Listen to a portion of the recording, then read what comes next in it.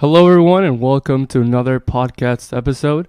This is Season 6, Episode number 3, and today I have the privilege of being joined here by women's head basketball coach, Janette Burgin.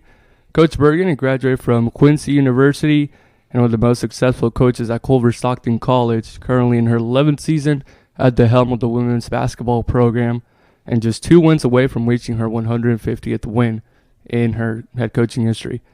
Coach, how are we doing today? I'm doing great. Thanks for having me. And that's a fun stat line. I didn't know I was 2 wins away from 150. So we got some work to do. Yeah, we're pretty close getting to that. So, Coach, ready to get things going here. Currently sitting at a 4-6 overall record, 3-3 in conference, off to a slower start this season than what we were last season. What are your general thoughts overall on how the season has gone so far? Yeah, I think it's slower start just because we've been dealing with some injuries that we're not used to dealing with. Over the last several years, we've been pretty healthy bunch, and this year we got a lot of ankle injuries and some knees and things like that. But we're pushing through. We're playing a lot of young ladies that haven't had a ton of experience. So once we get into the flow of things, get everybody healthy, I'm hoping to make a push second semester. We do have 2 games left here that are going to be really tough. We have Clark coming in on Wednesday and Peru State. We're at Peru State, and it's always a tough place to play. So we got some work to do, but we're sitting 3-3 in conference. So and all the rest of our games are conference. So we got some work to do, but I think we can do it. You talked about injuries being a key factor. Another key factor, missing 2 key pieces, not returning this season. Kiana Ortiz, Mackenzie Latham.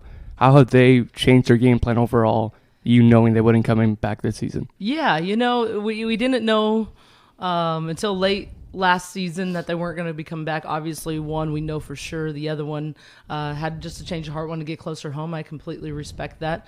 We would have loved to have Kiana back and playing with their sister again this year. I think they're a dynamic duo. Having 2 sets of sisters would have been really fun to see on the floor. But life happens, and we got to continue to push forward. So when you're looking at the big picture, those are 2 key guards that were on the floor a lot for us last year. So we're playing a lot of young kids in those roles. So that's part of our issue. We're just not getting on the same page with guards and forwards, and that just comes with experience and playing time. And it doesn't change our game plan at all. Our defense still has to create our offense, and when we do those type of things, we're pretty successful. You said talking about getting the same page in terms of guard. How has the dynamic and the group bonding been so far for you guys? I think it's been really good. It's a fun group. They're getting along great on and off the floor. As much as I can see as a head coach, I don't get to see all of it, but it is just a fun group. They're in the gym, they're having fun, especially even if after a loss, they're disappointed. They're frustrated just as well as the rest of us are, but we're getting back in the gym and working the next day. And I think that's important when you're looking at the whole overall scheme with a team like this, that you can go backwards really fast. The fact that we held Grandview, a top 25 team, to only 56 points, that's a big feat, and yes, we didn't score very much, but we held them to where we wanted to. We just have to we held play on both ends of the floor. So it's a young group, but if they can figure out that mix on and off the floor, we'll be just fine. We talked about it a bit earlier in this one. Tough home stretch that you're currently on. First facing Graceland, getting a big win there at home. Then facing Grandview, which is talked about, a bit upsetting there. The final result, however, a good push by the ladies. Now on Wednesday, you're going to face Clark, reigning national champions. How do you prepare for such a tough home stretch? You don't necessarily prepare for them. You got to really just focus on what you do well and try to capitalize as many times on what you do well. Clark is a fantastic group. They did lose 4 seniors. They do have a great returning core group. So if we can just stay even with them, stay close, keep the game close going into the 4th quarter, and give ourselves a chance to win, we have a really good chance there. But like I said, they're going to be good. They're reigning champions. They know how to win. So we just have to take control of the tempo of the game and make sure that we're not turning the ball over against a good team like this. Less possessions for them, more possessions for us is a huge feat. But like I said, it's really how do we show up that day? Are we going to be mentally prepared for that day? I know you're a big emphasizer on rebounding. We didn't really see that much the game on Saturday against Grandview. How do you talk to ladies about rebounding? What do you get them to do to be able to improve that next game? Yeah, that's a great point. That is one of our biggest goals this year. Last year, we were second in the conference at the bottom, not second in the conference of overall rebounding. We were second in the bottom of rebounding, and that was a big piece. If you looked at all of our box scores from last year, if we just got 5 more rebounds or out rebounded that team that game, it flips the entire script, and we were really successful last year. So if we can continue to do the small things, the details, and really focus on those small things, you're going to come out, at least give yourself a chance to win, and you're right. Saturday's game, we did not rebound the ball very well. First quarter was awesome, and then we just kind of fell off from there. So just keeping that mindset that you can't just do it for 10 minutes. You have to do it for the full 40 minutes of a game. Another thing we saw Saturday, a lot of substitutions, something uncommon, something we really haven't seen before. Is that something we should keep looking for to the next couple games? Does it depend on the opponent, or how does it go? That's a great question. I know a lot of some people pay attention to that stuff. Some people don't. Like I tell my players, that sometimes it's going to be your game. Sometimes it's not. Sometimes we're going to have foul trouble. Sometimes one of our players is going to play great out of their minds on both ends of the floor, and it's hard to take those players out of the game. But like I said, we actually had a couple girls go down in practice, so injury-wise with a couple ankles again. That's why the fluctuation of roster on Saturday. And you're right, if people are listening, it could have been part of our problem of chemistry later in the game. But it doesn't matter to me. Every kid has to be ready to play, and that's how I preach and I teach in practices and things like that. So it's no one's fault. We just got to get back to the drawing board and figure it out. Talking a little bit more about Clark coming up on Saturday, Tallahassee being named twice now, 2 weeks in a row, Conference Player of the Week. You talked about how you prepare for Clark. How do you prepare to stop her on Saturday? Her sister was just as talented, and we couldn't figure out a way to stop her either. We just have to do our best. We're probably going to throw some double teams at her, some different defensive schemes, just to throw them off balance. Against a good team like this, if you keep doing the same thing over and over again, they're going to find the holes and they're going to capitalize. So if we mix up our defenses, do something different, play that cat and mouse game with them a little bit, I think we'll be successful in that matter. But the big thing right away is not letting them get position. If we can limit her touches inside by just not letting her get position on us, we have a good chance of making sure that she doesn't score those points.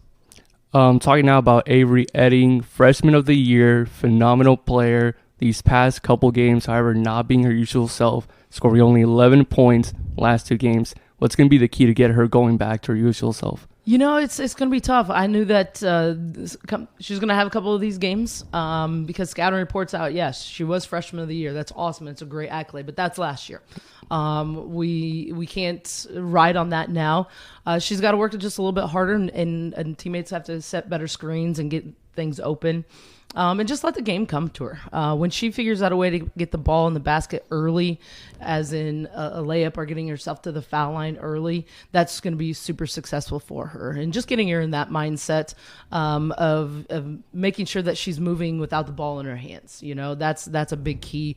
But overall, they have the best player guarding her right now on the defensive side of things. So if it's not going to be her game, just like I said before, she's got to learn to get the ball in somebody else's hand, and that just comes with growth and some chemistry. And she's only a sophomore, so if we're having a couple of these games, if we can bounce out of it and not have a third game like that, we'll be just fine with her.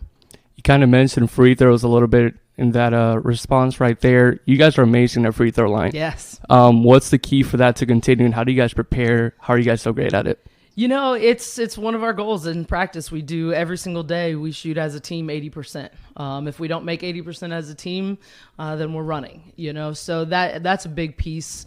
I'm a big believer on 3 big keys: free throw line, rebounds, and turnovers. If we can control those three things for us, we'll be pretty good, or even giving ourselves a chance, and that's pretty big.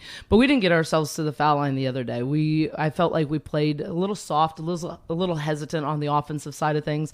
We got to get back to that grittiness and get in 50-50 balls and just going after things, and being a little bit a dictator on that side of things, because you're right. I mean, we do score a ton of points at the foul line, and if we're not getting ourselves there, we're going to struggle. Talking now about the grad student Aaliyah Ortiz, currently leading the conference in assists, ranked 4th in free throws, and 6th in steals per game. Can you talk about how big she's been, key factor for a program this season? Yeah, it's kind of funny. We joked she almost had a double-double on rebounds and turnovers. So it's kind of nice to see that she's in the top of the conference in assists, and that is a big when you have a fifth-year senior on the floor with those young players. If we can eliminate some of those turnovers, I think you'll see a little bit more scoring, whether it be from her or from her teammates. And having her on the floor is a huge help, especially when you're playing 24 conference games. Just that experience, understanding the game and things like that. So just getting them on the same page, but reminding her that she can't have those turnovers. That's a stat line I know as a coach that I look at. I know that the positive is she is doing a tremendous job. Handling the ball, dishing the ball, doing a great job defensively, and really hone in on if she's going to turn the ball over, get back on defense, get another steal for us. As you said, injuries, letting new players, new faces take a part of the team, let themselves show out. Addison Newbon has been one of those players. She's been outstanding this season on both ends of the court. Is that what you expected from her? Is it a surprise? And how will she continue this going on? Never a surprise. Addison is a workhorse. The injury last year kind of set her back a little bit. I don't know if she would agree with me or not, but watching her play this year, she's not 100%. There's moments that are like, yes, she's back. And then there's other moments like, oh, no, she's not. And that's just the ebbs and flows of an injury, of getting through, especially a knee injury like that. But no surprise at all. She has the passion. She has the willpower. She wants to win. And she wants to do it for her teammates too. And I think that's the most important thing and she's one of those, if it's not going in for her, how can she help the team win the game? And you just we had too many kids that were off, and we just got to get them back on the same page. But for Addison, I would love to see her get to the foul line a little bit more. She's shooting excellent from the foul line right now. And just kind of slow her the game down a little bit for her. I think that she can go outside and shoot the three. I would like her to do that a little bit more, just in rhythm within our offense, and just trying to find those holes for her to do what she does. And she loves the slash, loves the dive cut and things like that. We just got to get her the ball in her hands instead of having to reach for it and things like that. Starting to wrap this one up a little bit now. Coach, 11 seasons at the helm of Culver Stockton basketball. Once it's all said and done, what do you want people to remember your program for? Hard work. At the end of the day, I want my players to have some fun, but leave this place working hard no matter what they do and wherever that path leads them. Every year brings a different dynamic to the roster, adding new pieces leaving. But that's the big thing for me, is just remember the big picture in life. It's more than basketball, but hard work prevails more than anything. Lastly, I know we're not even halfway through the season, but so far in the early season, what's been your best memory so far with the team? With this group, oh man, it's every day is different. I think just the fact that they can come in every day and put a smile on their face, win or lose, whether I'm yelling at them or not in practice or the game, they come back ready to go and wanting it. I think that's special. That means that I hope that they trust me and what myself and my assistant coach are trying to do for them. But the fact that I can just sit back and watch them grow is kind of fun. I don't necessarily have a one memory, but just the fact that I can see them smile day in and day out. Coach, thank you very much for your time. It's been a pleasure having you along. We wish you best of luck for the rest of the season. Thank you so much. Appreciate it.